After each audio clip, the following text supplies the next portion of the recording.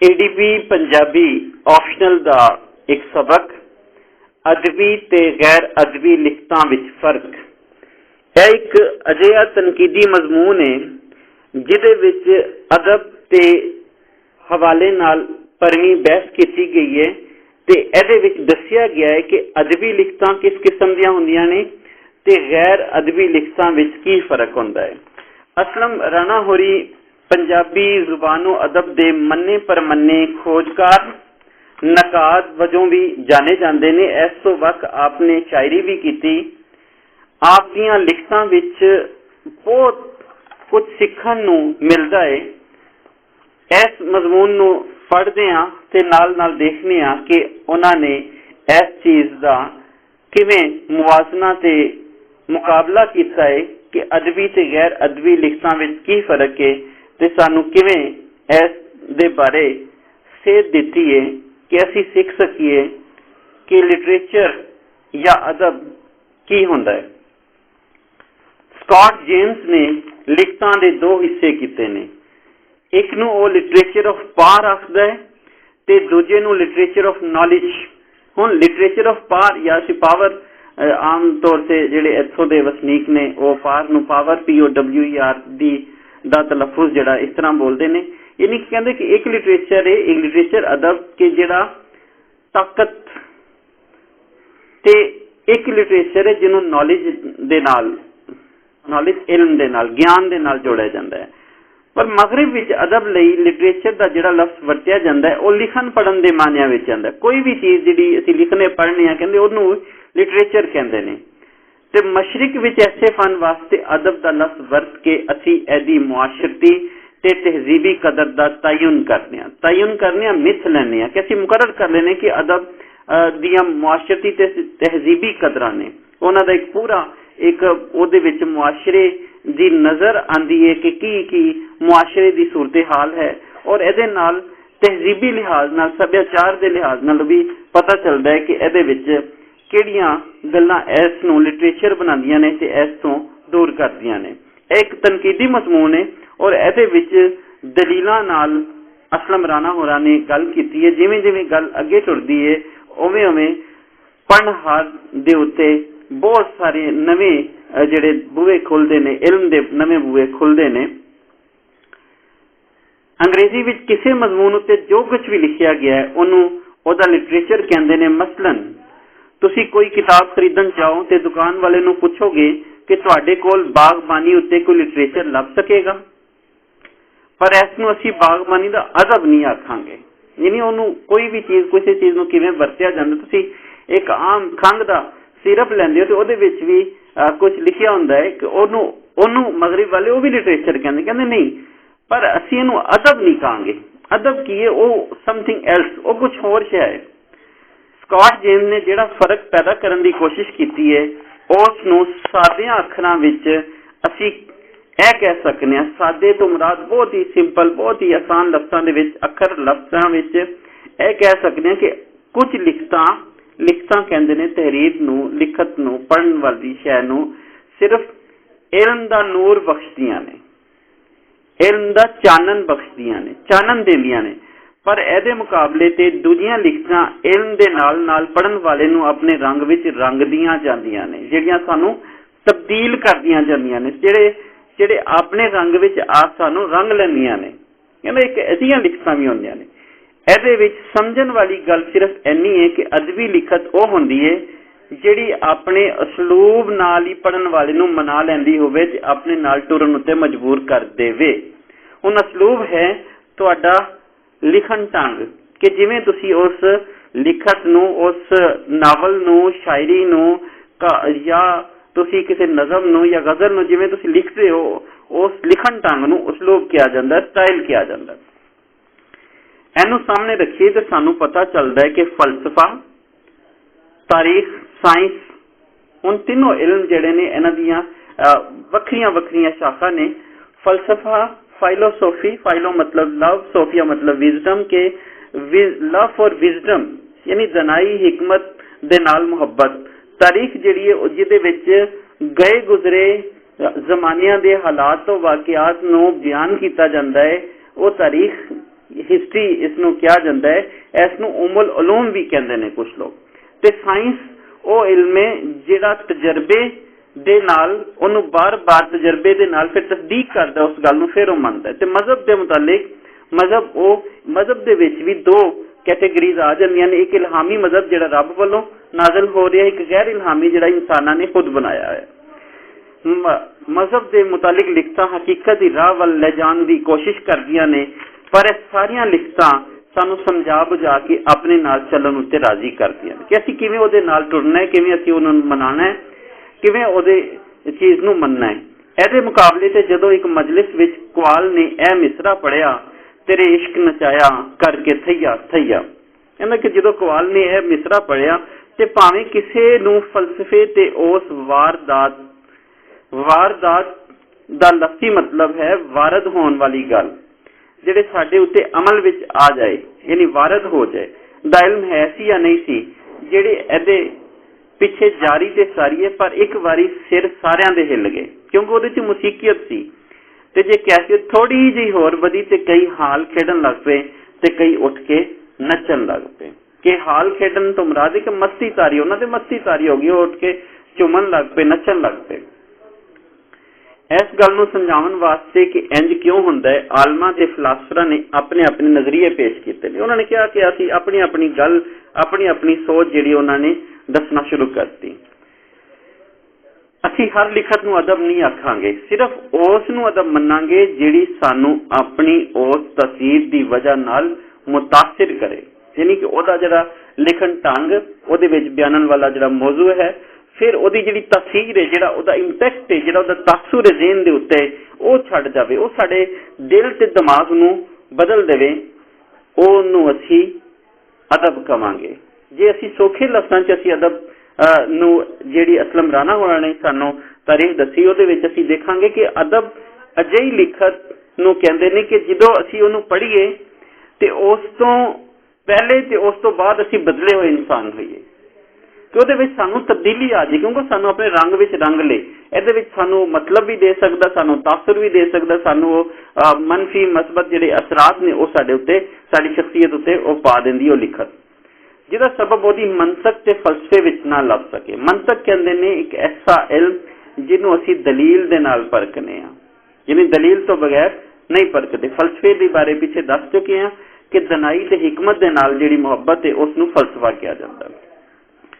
कई थावां ते इहदे उलट सगों इंज हुंदा है कि आम इल्म या मंतक दा रवैया उस रवैये दे बिल्कुल उलट हुंदा है जिहड़ा उस अदबी लिखत विच पेश कीता गया हुंदा है जिस तो असीं मुतासिर होने। कहंदे कुछ ऐसियां चीज़ां ने कि जिवें अदब रहा अदब सिर्फ सानूं तसरीह वास्ते कोई चीज़ां दित्तियां गईयां ने, जिहदे विच मंतक दी कोई गल भी नहीं हुंदी, या उहदे च इन्ना तखय्युल बयान कीता कि वो हकीकत तो बहुत दूर, बहुत परे चली गई।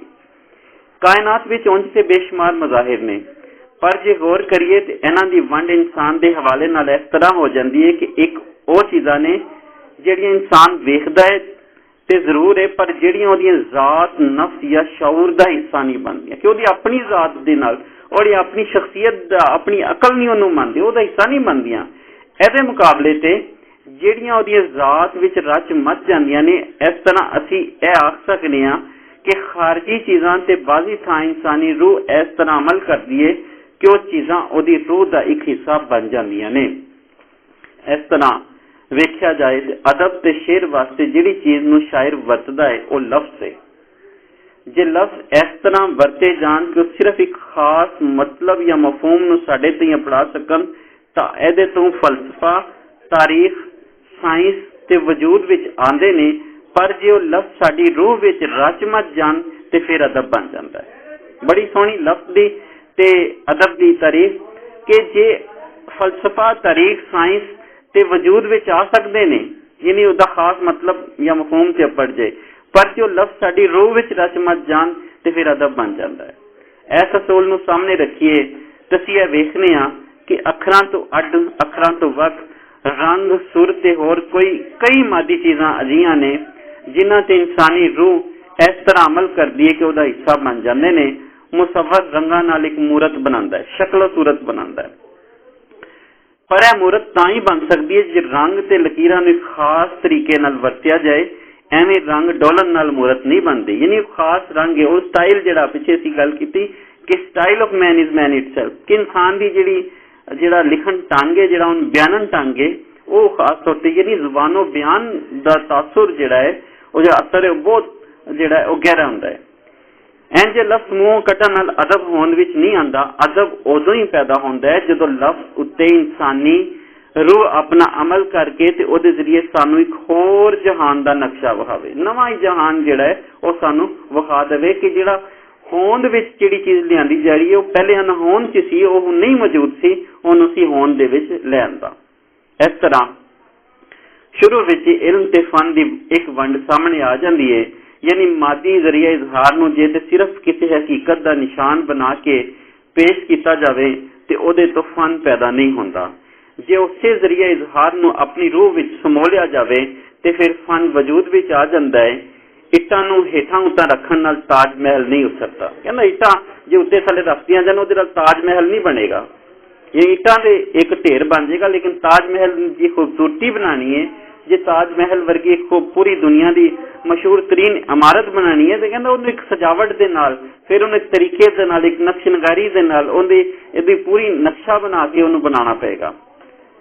रंगां दीयां बाल्टियां डोलन नाल मूरतां नहीं बनदियां ते सोहनी तो सोहनी आवाज़ की गल विच कटण नाल मौसीकी पैदा नहीं होंदी। इन्हां इट्टां रंगां ते आवाज़ां नूं जदों रूह दे आहंग नाल, आहंग कहंदे ने आवाज़ नाल, रिदम दे नाल जिहड़ी आवाज़ जोड़ी जाएगी उन्हों ते फिर फन पैदा होंदा है। फन की पहली वंड जरिए इजहार की चोन तो जमदी है। इहदे जरिए असी मुसव्वरी, मुसीकी, शायरी, फने तमीर वगैरह नूं एक दूजे तो वख करने आ ते जिन्ना कोई जरिया इजहार गैर मादी हुंदा है उन्ना ही फन नाजुक ते लतीफ हुंदा है। लफ्ज कोई मादी शै नहीं। हुण लफ्ज के बारे असलम राणा होरी गल करते हैं कि लफ्ज कोई मादी शै नहीं, कि इहदा कोई मादी वजूद नहीं। तुसी आखोगे कि आवाज़ भी मादी शै नहीं, पर दोवां विच एक फर्क है। आवाज़ की अपनी हैसियत है, पर लफ्ज किसी होर हैसियत या हकीकत का सिर्फ एक इशारा हुंदा है। इस वास्ते रंग ते आवाज़ तो ज्यादा लतीफ है, ज्यादा खूबसूरत है, ज्यादा सोहना है। पर कुछ जर्मन फिलासफर आवाज़ नूं ज्यादा लतीफ करार दे के फैसला दे चुके ने कि मौसीकी सब तो ज्यादा नाजुक फन है।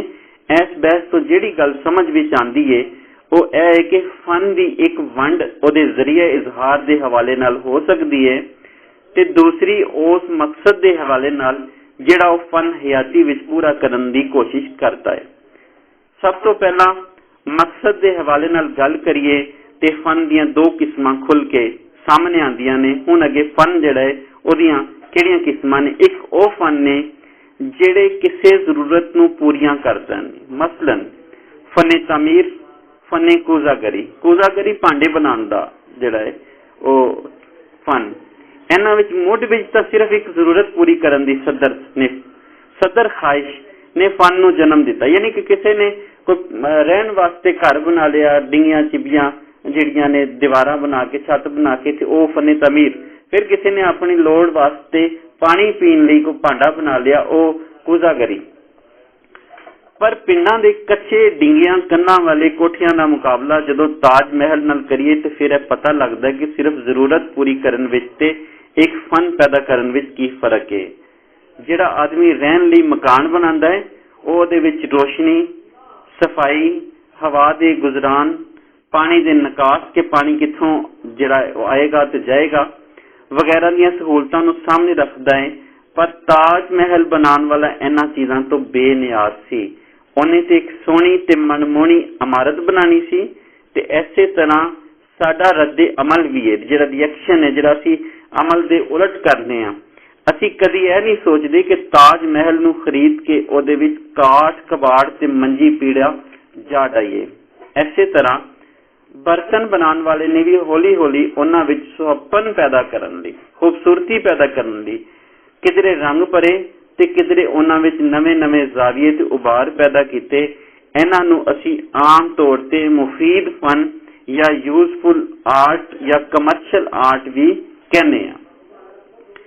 ਇਹਦੇ मुकाबले से फनून लतीफ़ा ने जिमें शायरी, मौसीकी, मुसव्वरी वगैरह, इन्हां विच ज़ाहिरी ते खारजी मकसद फनकार दे सामने नहीं होंदा।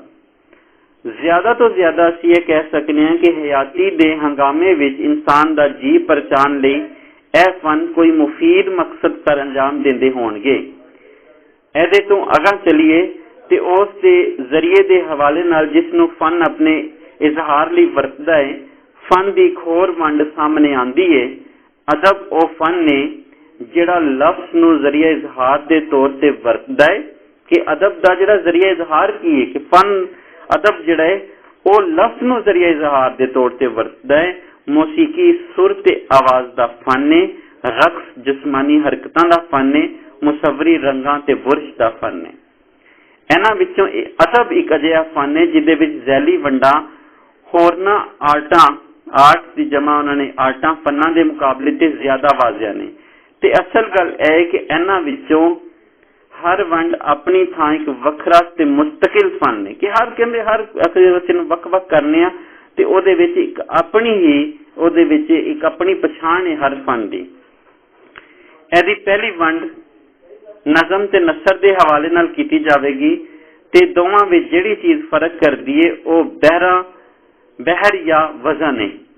ਜਿਹੜੀ ਤਹਿਰੀਰ ਵਿੱਚ ਬਹਿਰ ਜਾਂ ਵਜ਼ਨ ਹੋਵੇ ਉਹ ਸ਼ਾਇਰੀ ਜਾਂ ਨਜ਼ਮ ਹੋਵੇਗੀ, ਜਿਹਦੇ ਵਿੱਚ ਬਹਿਰ ਜਾਂ ਵਜ਼ਨ ਨਾ ਹੋਵੇ ਉਹ ਨਸਰ ਹੈ। ਵਜ਼ਨ ਤੋਂ ਅੱਡ ਜਿਹੜੀ ਸ਼ੈ ਨਜ਼ਮ ਤੇ ਨਸਰ ਵਿੱਚ ਫਰਕ ਪੈਦਾ ਕਰਦੀ ਹੈ ਉਹ ਕਾਫੀਏ ਤੇ ਰਦੀਫ ਦੀ ਵਰਤੋਂ ਹੈ। ਨਸਰ ਵਿੱਚ ਜਿਵੇਂ ਵਜ਼ਨ ਨਹੀਂ ਹੁੰਦਾ ਉਸੇ ਤਰ੍ਹਾਂ ਆਮ ਤੌਰ ਤੇ ਕਾਫੀਆ ਰਦੀਫ ਵੀ ਨਹੀਂ ਹੁੰਦੇ, ਪਰ ਬਾਜ਼ੀਆਂ ਨਸਰਾਂ ਵਿੱਚ ਵਜ਼ਨ ਤੇ ਕਾਫੀਆ ਰਦੀਫ ਵੀ ਵਰਤਿਆ ਜਾਂਦਾ ਹੈ। ਇਹਦੇ ਲਈ ਪੁਰਾਣੇ ਉਸਤਾਦਾਂ ਨੇ ਇਹ ਅਸੂਲ ਕਾਇਮ ਕੀਤੇ ਸੀ ਕਿ ਜੇ ਜਾਣ-ਬੁੱਝ ਕੇ ਇੱਕ ਵਜ਼ਨ ਤੇ ਖਾਸ ਕਾਫੀਏ ਰਦੀਫ ਦੀ ਪਾਬੰਦੀ ਆਪਣੇ ਉੱਤੇ ਲਾ ਲਈ ਜਾਵੇ ਤੇ ਉਹਦੇ ਤੋਂ ਨਜ਼ਮ ਪੈਦਾ ਹੁੰਦੀ ਹੈ, ਤੇ ਜੇ ਇਤਫਾਕੀਆ ਜਾਂ ਕਿਸੇ ਖਾਸ ਤਰਤੀਬ ਤੋਂ ਬਗੈਰ ਵਜ਼ਨ ਜਾਂ ਕਾਫੀਆ ਰਦੀਫ ਨਸਰ ਵਿੱਚ ਆ ਜਾਵੇ ਤੇ ਉਹਦੇ ਤੋਂ ਸ਼ੇਰ ਨਹੀਂ ਬਣਦਾ, ਸਿਰਫ ਨਸਰੇ ਮੁਸੱਜਾ ਬਣਦੀ ਹੈ। ਨਸਰੇ ਮੁਸੱਜਾ ਕਹਿੰਦੇ ਨੇ ਕਾਫੀਏ ਵਾਲੀ ਨਸਰ, ਤੇ ਨਸਰੇ ਮਰਜਸ ਵਜ਼ਨ ਵਾਲੀ ਹੋਂਦ ਵਿੱਚ ਆਉਂਦੀ ਹੈ ਜਿਸ ਵਿੱਚ ਇਹ ਦੋਵੇਂ ਚੀਜ਼ਾਂ ਨਾ ਹੋਣ ਉਸ ਨੂੰ ਨਸਰੇ ਆਰੀ ਕਹਿੰਦੇ ਨੇ। ਅਗਾਂਹ ਚੱਲ ਕੇ ਨਜ਼ਮ ਤੇ ਨਸਰ ਦੀਆਂ ਕਈ ਕਿਸਮਾਂ ਵਜੂਦ ਵਿੱਚ ਆ ਜਾਂਦੀਆਂ ਨੇ। ਐਸੀ ਅਸਲਮ ਰਾਣਾ ਹੋਰਾਂ ਦਾ ਤਨਕੀਦੀ ਮਜ਼ਮੂਨ ਜਿਹਦੇ ਵਿੱਚ ਉਹਨਾਂ ਨੇ ਅਦਬੀ ਤੇ ਗੈਰ ਅਦਬੀ ਲਿਖਤਾਂ ਵਿੱਚ ਫਰਕ ਦੱਸਦਿਆਂ ਹੋਇਆਂ ਸਾਨੂੰ 13 ਮਿਸਾਲਾਂ ਦਿੱਤੀਆਂ, ਔਰ ਫਿਰ ਉਹਦੇ ਵਿੱਚ ਉਹਨਾਂ ਨੇ ਸਕਾਟ ਜੇਮਸ ਦੀ ਜਿਹੜੀ ਤਾਰੀਖ ਸੀ ਅਦਬ ਦੇ ਹਵਾਲੇ ਨਾਲ ਉਹ ਦੱਸੀ ਕਿ ਲਫ਼ਜ਼ ਕਿਵੇਂ ਇਜ਼ਹਾਰ ਦਾ ਜ਼ਰੀਆ ਬਣਦਾ ਹੈ, ਫਿਰ ਇਸੇ ਤਰ੍ਹਾਂ ਅਸਲੂਬ ਦਾ ਕੀ ਕਿਰਦਾਰ ਹੈ। ਇਹ ਪੂਰਾ ਇੱਕ ਮਜ਼ਮੂਨ ਜਿਹੜਾ ਹੈ ਤਨਕੀਦੀ ਮਜ਼ਮੂਨ ਅਦਬੀ ਲਿਹਾਜ਼ ਨਾਲ ਸਿੱਖਣ ਵਾਸਤੇ ਇੱਕ ਅਹਿਮ ਕਿਰਦਾਰ ਅਦਾ ਕਰ ਸਕਦਾ ਹੈ। ਜੇ ਇਸ ਨੂੰ ਅਸੀਂ ਗੌਰ ਨਾਲ ਬਾਰ-ਬਾਰ ਅਸੀਂ ਸਿੱਖਣ ਦੀ ਕੋਸ਼ਿਸ਼ ਕਰੀਏ ਤੇ ਸਾਨੂੰ ਪਤਾ ਚੱਲ ਜਾਏਗਾ ਕਿ ਅਦਬ ਦੀ ਅਦਬੀ ਲਿਖਤ ਕਿਹੜੀ ਹੈ ਤੇ ਗੈਰ ਅਦਬੀ ਲਿਖਤ ਕਿਹੜੀ ਹੈ। ਜਿਵੇਂ ਮਗਰਿਬ ਵਾਲੇ ਕਹਿੰਦੇ ਨੇ ਕਿ ਅਦਬੀ ਹਰ ਉਹ ਸ਼ੈ ਉਹਨੂੰ ਲਿਟਰੇਚਰ ਕਹਿ ਦਿੰਦੇ ਨੇ ਜਿਹੜੀ ਲਿਖੀ ਹੈ, ਜਾਂ ਭਾਵੇਂ ਉਹ ਕਿਸੇ ਚੀਜ਼ ਦੇ ਕਿ ਵਰਤਨ ਢੰਗ ਬਾਰੇ ਹੈ। ਕਹਿੰਦੇ ਸਾਡੇ ਜਿਹੜੇ ਮਸ਼ਰਿਕ ਦੇ ਵਿੱਚ ਉਹ ਤਾਰੀਫ ਨਹੀਂ ਹੈ, ਸਾਡੇ ਮਸ਼ਰਿਕ ਦੇ ਵਿੱਚ ਉਹ ਇੱਕ ਖਾਸ ਉਹਦਾ ਇੱਕ ਜ਼ਾਵੀਆ ਤੈਅ ਕਰਤਾ ਗਿਆ ਕਿ ਉਹਦੇ ਵਿੱਚ ਜ਼ੁਬਾਨ ਦਾ ਵਰਤਾਰਾ, ਉਹਦੇ ਵਿੱਚ ਬਿਆਨ ਦਾ ਵਰਤਾਰਾ, ਉਹਦੇ ਵਿੱਚ ਉਹਦਾ ਜਿਹੜਾ ਸਟਾਈਲ ਹੈ ਲਿਖਣ ਦਾ ਜਿਹੜਾ ਢੰਗ ਹੈ, ਉਹ ਫਿਰ ਉਹਦੇ ਵਿੱਚ ਜਿਹੜੇ ਮੌਜ਼ੂ ਨੇ ਉਹਦੇ ਵਿੱਚ ਜਿਹੜੇ ਲਫ਼ਜ਼ ਦੀ ਬੁਨਤਰ ਹੈ, ਫਿਰ ਉਹਦੇ ਵਿੱਚ ਅੱਗੇ ਜਾ ਕੇ ਸ਼ਾਇਰੀ ਤੇ ਨਸਰ ਦੀ ਜਿਹੜੀ ਤਕਸੀਮ ਹੋ ਜਾਂਦੀ ਹੈ ਕਿ ਸ਼ਾਇਰੀ ਦੇ ਵਿੱਚ ਕਿਹੜੀਆਂ ਚੀਜ਼ਾਂ ਆ ਜਾਂਦੀਆਂ ਨੇ, ਨਸਰ ਦੇ ਵਿੱਚ ਕਿਹੜੀਆਂ ਚੀਜ਼ਾਂ ਆ ਜਾਂਦੀਆਂ ਨੇ ਜਿਹੜੀਆਂ ਉਸ ਨੂੰ ਅਦਬੀ ਤੇ ਗੈਰ ਅਦਬੀ ਲਿਖਤਾਂ ਵਿੱਚ ਫਰਕ ਕਾਇਮ ਕਰਨ ਲਈ ਵੀ ਬੜਾ ਅਹਿਮ ਕਿਰਦਾਰ ਅਦਾ ਕਰਦੀਆਂ ਨੇ।